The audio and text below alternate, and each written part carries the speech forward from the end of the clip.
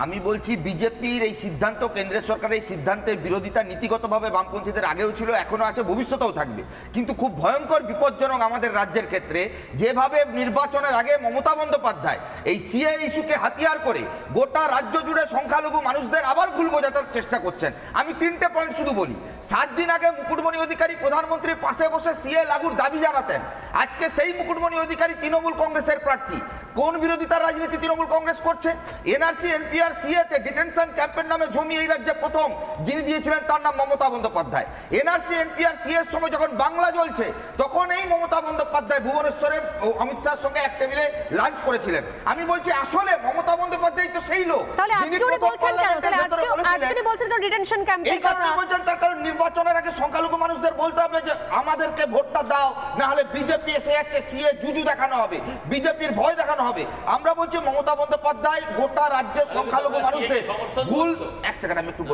ভুল পথে নিয়ে যাচ্ছেন। এবং আমি আপনাকে দায়িত্ব নিয়ে বলছি আজকের পর নির্বাচন অবধি মমতা বন্দ্যোপাধ্যায়ের সঙ্গে গোটা রাজ্য জুড়ে একটা সম্প্রদায়ের একটা অংশের মানুষকে সংঘবদ্ধ করে তৃণমূল কংগ্রেস 29% ভোট ব্যাংক নিশ্চিত করে সংখ্যালঘু মানুষদের মন থেকে শাহজাহান জাহাঙ্গীর যাদেরকে প্র্যাকটিক্যালি তৃণমূল কংগ্রেস গুন্ডা বানিয়েছে সেই সব ছবিগুলো ভুলিয়ে দিতে চায়।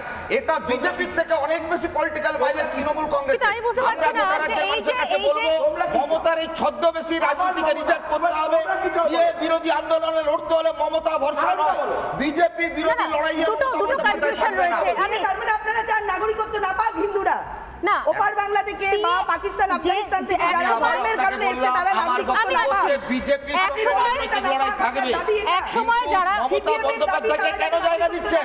অর্জুন সিং কোন দলে আছে? না না না না এক মিনিট, আমি এক সেকেন্ড আমি আসবো। তবে এই মুহূর্তে ঠাকুরনগরে উৎসব চলছে, সেই উৎসবের ছবি দেখাবো, আসছি।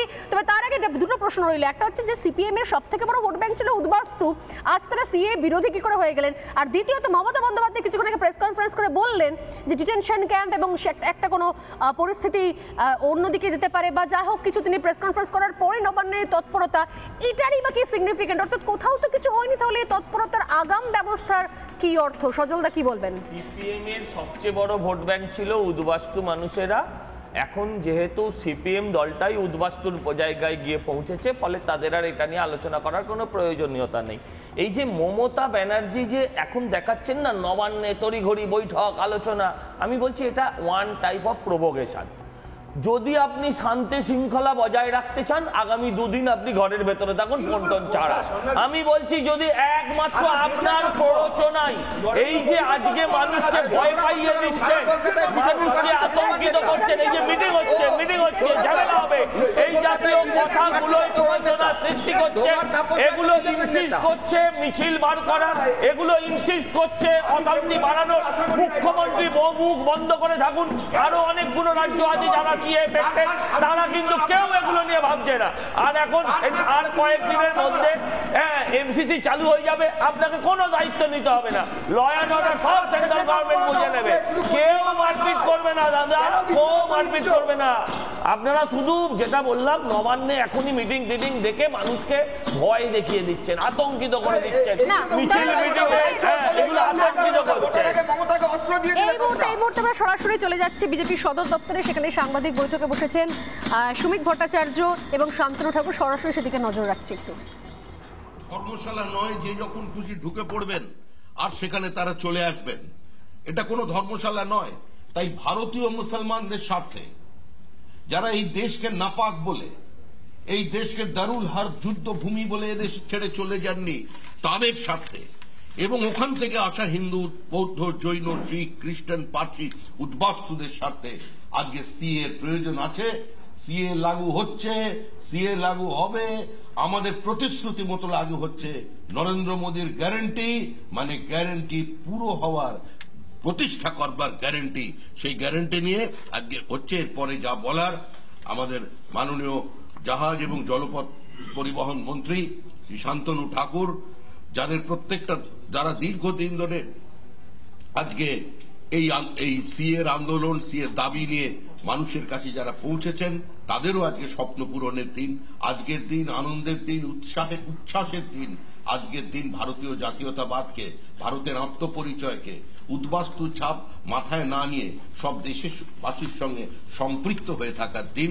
এরপরে যা বলবেন শান্তনু ঠাকুর বলবেন। তার আগে 3 পুরুষের লড়াইয়ের পর আজকের এই খুশির দিনে শান্তনুটাকে আমরা মিষ্টি মুখ করাবো।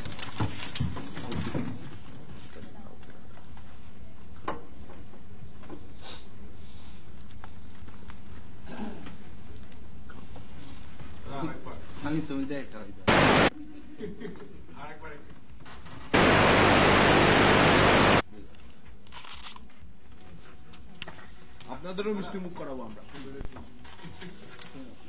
চলুন আপনাকে আরেকবার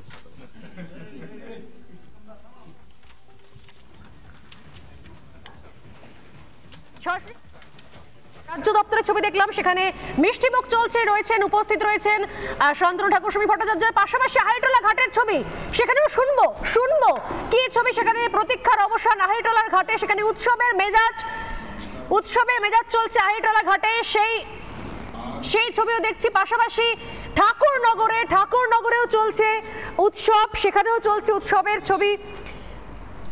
একটি নতুন স্বাধীনতা দিবস বলে আমি মনে করি, কারণ দীর্ঘ 75 বছরের লড়াই এবং সেই লড়াইয়ে 3 পুরুষ পরে গিয়ে আজকে তারা প্রকৃত স্বাধীনতা পেয়েছে।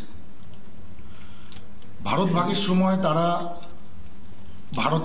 ভারতের ভেতরেই ছিলেন, কিছু পলিটিক্যাল লোকের চক্রান্তে তারা পূর্ব পাকিস্তানি হয়ে গেছিলেন।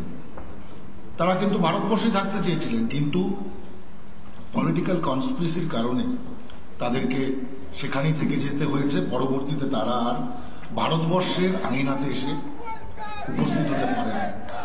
বিভিন্ন সময় দেখেছি যে উদ্বাস্তুরা ভারতবর্ষে ঢুকেছে এবং ভারতবর্ষে ঢুকে তারা বিভিন্ন প্রান্তে, যেটা প্রত্যন্ত গ্রাম, যেখানে গিয়ে লাইট পোস্ট ল্যাম্প পোস্ট শেষ হয়েছে, তারপরে গিয়ে তারা থাকছে, রেল লাইনের পাড়ে গিয়ে তারা থাকছে। কেন? ভারতের যে এই ক্যাটাগরিক্যাল যে সিটিজেনশিপ ছিল, A category, B category, C category, সেটা আজকে সমাপ্ত হল। এবং সেটা সমাপ্ত শুধু হয়নি, ভারতবর্ষে এই উদ্বাস্তু সম্প্রদায়ের মানুষরা যারা পাসপোর্ট করতে যেত, তাদের কাছে 71 সালের আগের দলিল চাওয়া হতো, DIB inquiry, passport inquiry act, সেটা আজকে সমাপ্ত হয়েছে। আজকে জিআরপির মাধ্যমে বিভিন্নভাবে তারা বাংলাদেশি পাকিস্তানি বলে তারা হ্যারাসমেন্ট হয়েছে। আজকে সেটা সম্ভব হয়েছে, সম্পন্ন করা শেষ হয়েছে মাননীয় প্রধানমন্ত্রীজির ইচ্ছা, মাননীয় গৃহমন্ত্রীজির প্রচেষ্টার মাধ্যমে। আজকে একটা ঐতিহাসিক দিন, যে ঐতিহাসিক দিনে এমনই একটা সন্ধিক্ষণ, যে সন্ধিক্ষণে আমি এই আজকে প্রেস কনফারেন্সে থাকতে পেরে নিজেকে সত্যি ধন্য মনে করছি। এবং আমার জীবিত দশাতে এটা সম্পন্ন হয়েছে। অনেক 3টে পুরুষ জেনারেশন পার হয়ে গেছে, তারা কেউ সিটিজেনশিপ রাইট সেটা দেখে যেতে পারেনি। তাই আমি বললাম যে আমি ধন্য মনে করি।